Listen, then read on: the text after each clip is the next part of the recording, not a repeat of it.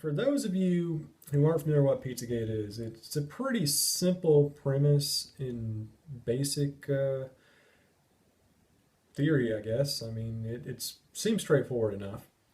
What happened was in the WikiLeaks, John Podesta exchanged emails with this guy named James Galifianakis.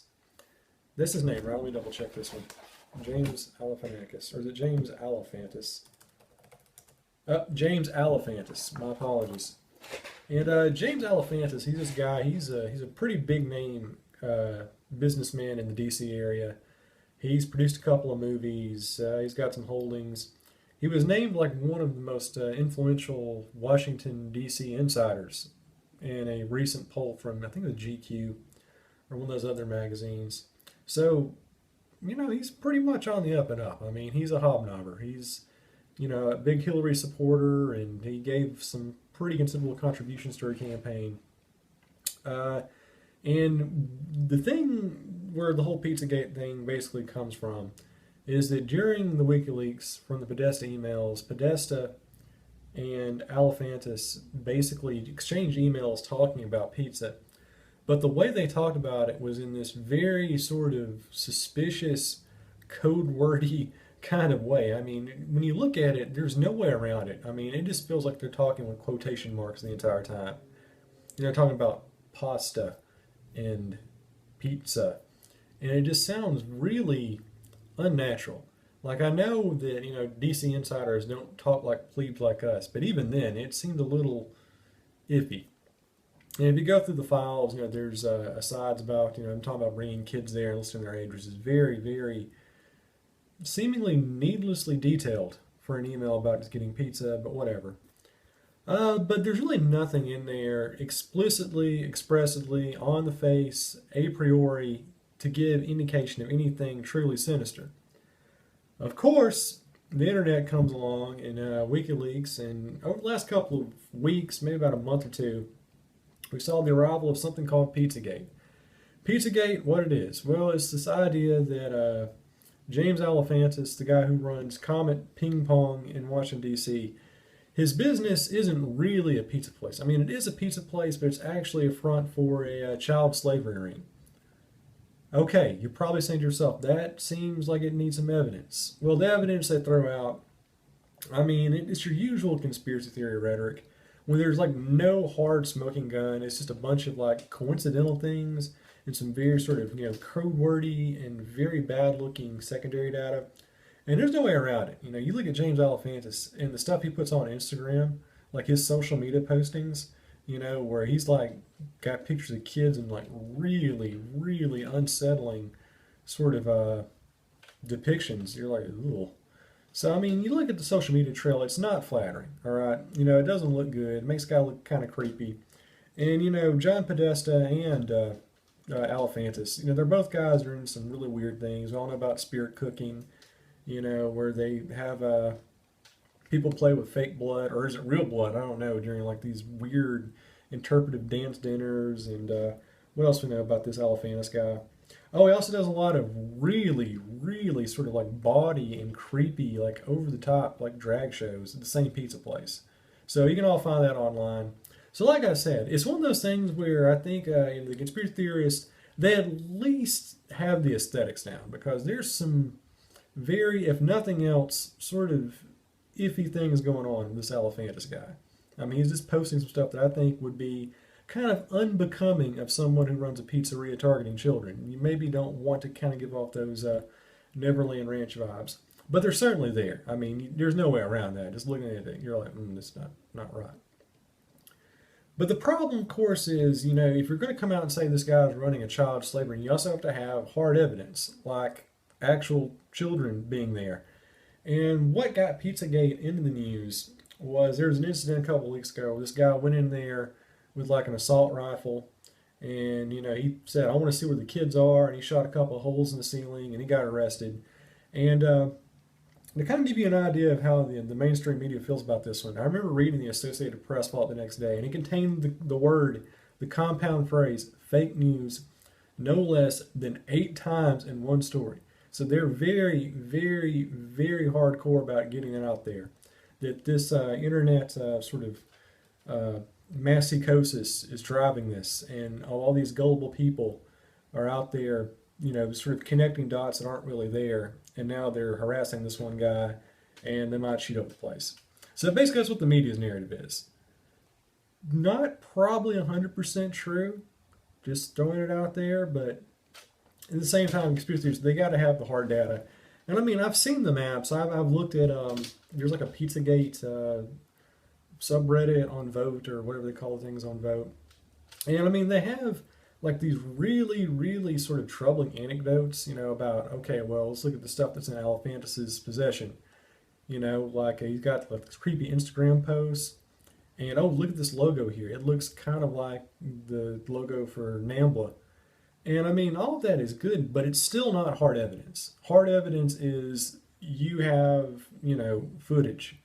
Like you actually have a child come forward and say, I was abused. Or you have someone who was there as a central party who exhibited. Or you actually have pictures of people in bondage. Or you have some sort of, financial record that this actually transpired. And just as it is now, I mean, PizzaGate, it's really entertaining. I mean, it's a fun idea. And by fun, I mean creepy and disturbing and like creepypasta. It's really out there. But like I said, I mean, there's no smoking gun. There's not enough to take this to trial. I mean, you can't put James Alefantis on trial right now for PizzaGate. You just don't have the evidence. You don't have, number one, any victim coming forward. That's a big one. You got to have somebody come forward, and really we don't know the scope of it. It's the internet hearsay. Some people are saying they're eating kids. Some people say they're shooting them, in the backyard. They're burying them underground and have like some secret labyrinthine tunnel system in D.C. I'm not buying that.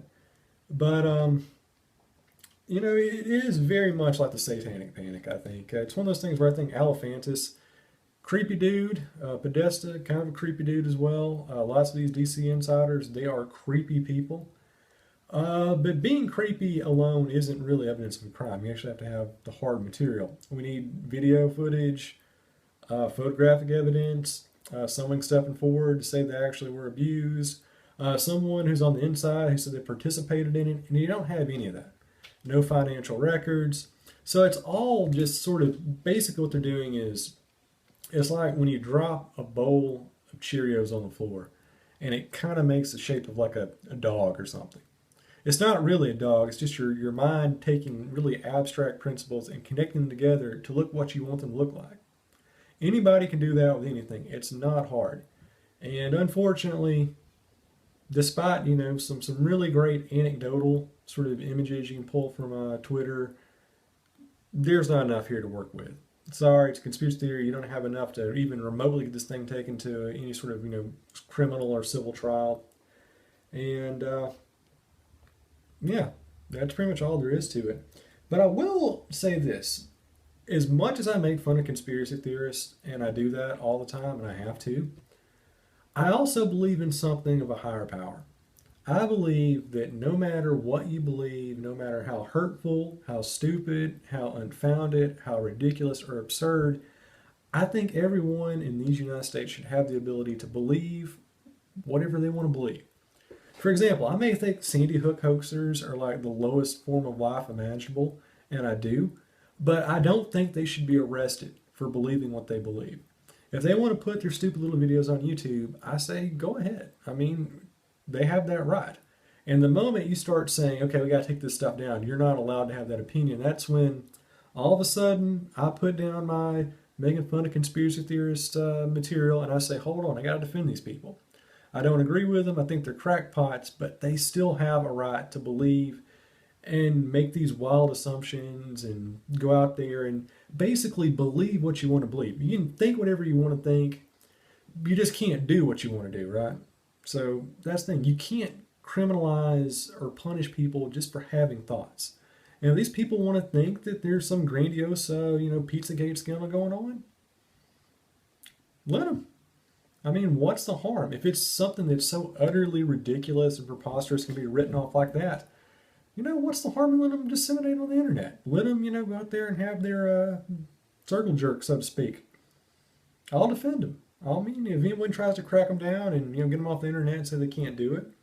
And to be honest, we've been seeing this. We saw it with the Reddit shutdown of the PizzaGate subreddit. We saw it on 4chan of all places being censored now. PizzaGate discussion. For crying, even Alex Jones. Alex Jones is like trying to separate himself from PizzaGate, saying, "Okay, this is way too crazy. I can't participate in this." And to me, that's just sad because you have the right to believe in unpopular and stupid things. Even Pizzagate people, they have an inalienable right, and I will defend their right to believe in whatever stupid stuff they want to and disseminate it wherever. Because I believe in freedom of speech. I believe in freedom of thought, even more than that. But here's the thing, just to conclude. But I think at the heart of this, in Pizzagate, like I said, I think it's a dead end. I mean, you don't have enough hard material to go any further. But here's the thing about this. This is more targeted towards the media than the conspiracy theorists themselves. Don't for a minute think that this is something beyond the pale. Because conspiracy stuff like this has been proven true time and time again. Yeah, I know we had the satanic panic in the 80s. We had the McMartin preschool trial. We had Michelle Remembers and all that totally fabricated stuff where people were arrested and jailed for crimes they didn't commit for like 20 years. I mean, we know that happened. That's a real concern. But by that same token, I mean, child abduction and slavery and institutionalized, widespread, commercialized child trafficking, it's real. According to the International Labor Organization, 1.2 million children a year are trafficked. Does that not sound concerning to you? Let alone, there are 18 million slaves being trafficked in India alone right now. That's more than at any point in the Atlantic slave trade going on right now in our modern era. And there's been plenty of evidence of people who are child abusers confirmed and convicted in high places in Hollywood and in D.C. Just throwing some names out there. A guy named Jeffrey Epstein, huge billionaire Clinton backer, found guilty of soliciting a minor in 2008. They raided his home, filled with illicit images. It's true. There are people in positions of power who are looking to hurt children. So don't come out here and say this whole Pizzagate thing is absurd when we know it's happened. It's happened time and time again. We saw it with the Boys Town ring in Franklin, Nebraska. We saw it in Rotterdam in the UK where there's a huge trafficking ring going on. It wasn't discovered by the mainstream media. It was actually discovered by, of all things, a citizen blogger in the UK. So there is some merit to it. We've got that big sexual abuse scandal going on with USA Gymnastics. So that's another example of organized child abuse. Penn State, of course. What about Catholic abuse? How long did that go on? How long was that swept under the rug? You mean to tell me that there can't be like high-ranking cover-ups of child abuse in the Catholic Church, but you can't have it in Washington, D.C.? Get real, folks. Oh, and of course, got all the stuff going on in the Orthodox Judeo Church right now, right? That's also a big issue, just as big as it is with the Catholic Church. Huge. It's going on all over the place, especially Hollywood. And Hollywood never, I think, gets taken to task for this. Remember, there was a guy named Mark Collins Rector. He started an organization called the Digital Entertainment Network. Guess what? He got busted for illicit images. He got busted in their accusations all around that children are just being systematically abused and maltreated throughout the Hollywood system. How many child actors we had come forward and say, yeah, I was abused? We're seeing this happen all the time. Victor Salva is a dude who got arrested and convicted and sentenced for really horrible stuff to a child. He gets out after about 5 or 6 years. He's automatically given a job by Disney. Okay, that's insane that could happen. But it did. So to me, if you're going to go in here and look at Pizzagate and just laugh it off as fake news and just unfounded conjecture and just a bunch of wild pizza pie in the sky sort of rhetoric, think again. This stuff is well documented. It's well founded. And it's something that's not beyond the pale. It's something that we know has happened. It's something we know is happening right now. And maybe it's not technically happened with, this, Comet Ping Pong situation. But the fact of the matter is, if you don't think this stuff isn't kind of happening, there's not some sort of, sexual illicit trade going on in the halls of power like in DC or Hollywood, to say that's not happening, now you're the ones who are being absurd.